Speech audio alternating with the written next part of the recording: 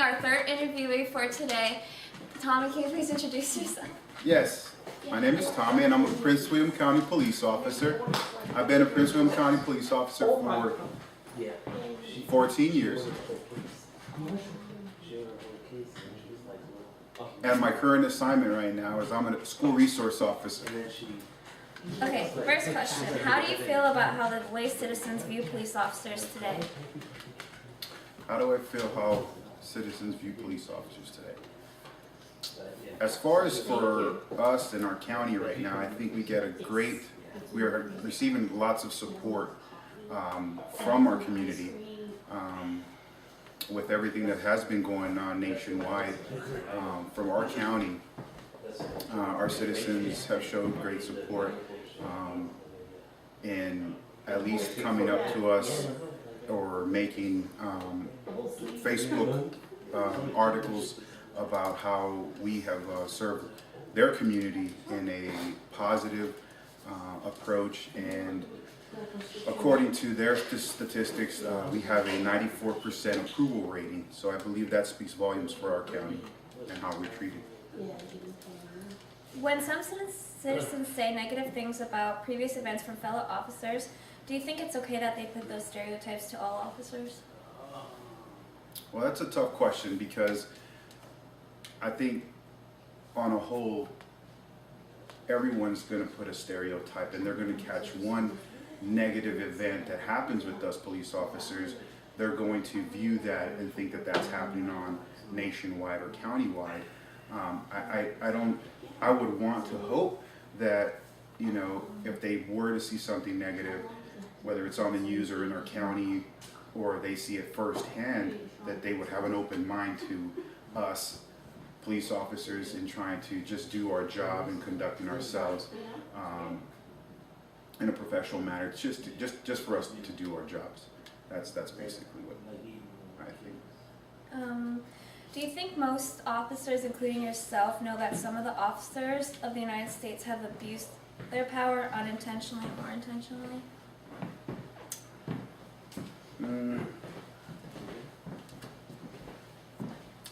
I think that's a good question. It's a little complex, I think, because going back to your stereotyping, when citizens view something negative that is being done, whether it is being done through the media or they see it firsthand or take it firsthand through their experience, I think it's in the eyes of the beholder, basically. Now, do some officers do at times, does it seem or does it look like maybe we are abusing or taking advantage because of the authority that we have?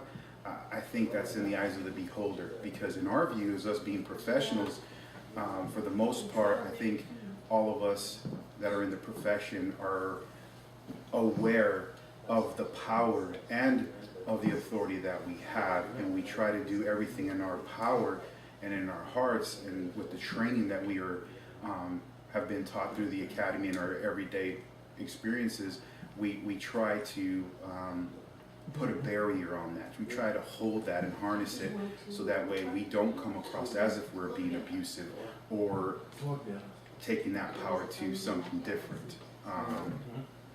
But going back to the question, I think it's just in the eyes of the beholder of how they perceive that officer, whether he is abusing his power or not. But I would say everything in my power, or everything that I've seen and I've experienced, we try to do our best to not get there or do that. What do you think should be done to help mend the police and civilian relationship that both citizens and police will be willing to participate in?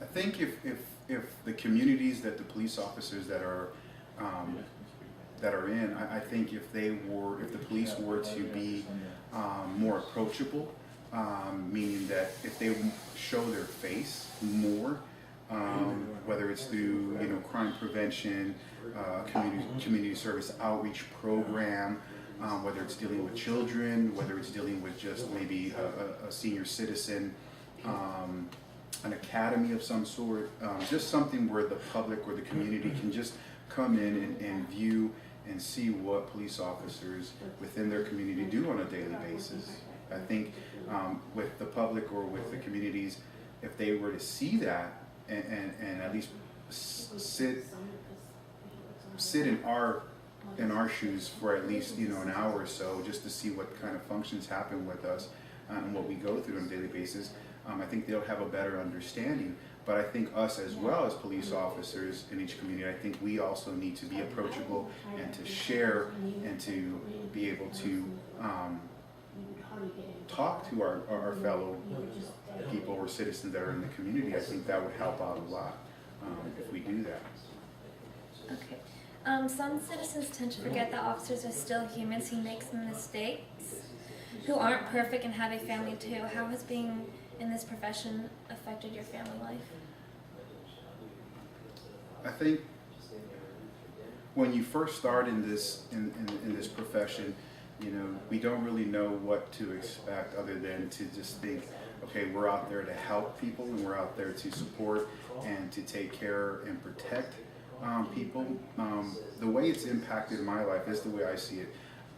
You don't really realize that until you get maybe your second, third, fourth year into the profession, and then you begin to understand and realize how the system works, how the judicial system works, how it is that when you deal with something, whether it's the death of an infant, that you respond to a call or an accident, and there's somebody that has died there in the scene of the accident, how it impacts you, and then you have to be able to turn that off, those feelings and emotions, so that way you're able to function when you get back home, if you have a family, if you have a daughter, if you have a son or a wife, boyfriend, girlfriend, because we wear a bunch of hats.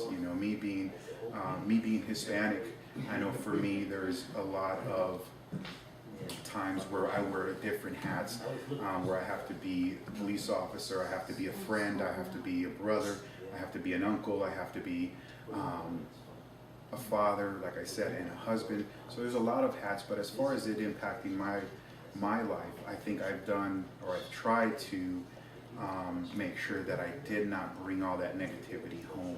And having my two sons as well as my wife, I think they've done a great job into just helping me cope with that and having a great support system when I got back, that they understood, like, hey, if Dad had a bad day or there's something going on, they weren't focused on like what happened, can you tell us what's going on? No, they left it as it was, and they always just made sure that I was loved, or said, hey, I love you, we're here if you need to talk. But they would do a distraction, you know what I mean? They were my distraction. And me coming home is everything to me. It's my safe haven, I come home and I know that when I get home, my family's here, my wife's here, my dogs are here, my sons are here, and nobody's gonna judge me, nobody's gonna get a bad impression or stereotype me. I'm open, I'm free here at home, and to me, that's what I try to hold dear to my profession. I mean, I'm professional at all times, but when I get home, I think we've done a very good job as a family to not let that impact us, or my profession impact our family life. Do you feel that the way citizens treat police is deserved? Like Kaepernick wearing the police pig socks and kneeling for the national anthem, and like the killing of police officers and the protesting for only the negative things that some officers have done throughout the United States?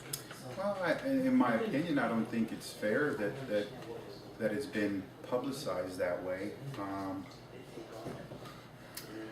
I know it's hard, because certain people, we all fall into that, where we do stereotype certain incidences that go on, especially what's going on with, the police in the United States.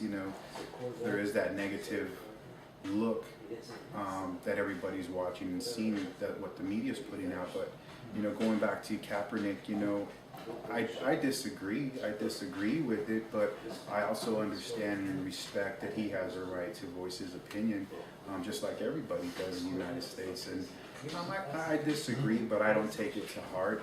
He's just one that's been made more publicized than than everybody else. But that's his view, that's his point of view. Him wearing his socks and making those type of gestures, I disagree with it, but that's him. He's the one who has to explain that. But sure, I think it does have a little bit of a negative impact on us because yeah, he is a celebrity. He is somebody that, you know, whether it's kids, young adults, you know, and a lot of the adults, they do look up to, you know, individuals like that, and you know, in a way they shouldn't, because there's many role models in other professions that you know we can all look at. But going back to him, I mean, it's his opinion, but I believe it does shed a negative light on us. Does the news play a very big role of how citizens view police officers today, like referring to the news not always telling the full story or like the outcome of a story? Yes, I think the media does have a huge impact with how everyone looks at the police, and yes, I think you said it right. To a certain degree, I believe that the media will, and this is just my opinion, but from what I've seen and the experiences that I've had, yes, the story is not fully disclosed to them, or they'll take certain bits and parts, and it seems to me that they spin it, they put a different spin on it, with not really giving the viewer or the citizens of the community or the citizens of the United States, giving them a bigger picture, a bigger overview of what exactly did happen, why did the police react this way, why did the police officer react this way, and once again, you know, I think it's just one of those things where it's unfortunate, and it does impact, and the media does impact on what they see and how they present it, and it does impact us tremendously. Okay, well, thank you for doing this interview. And that was Tommy's opinion on the police and civilian relationships.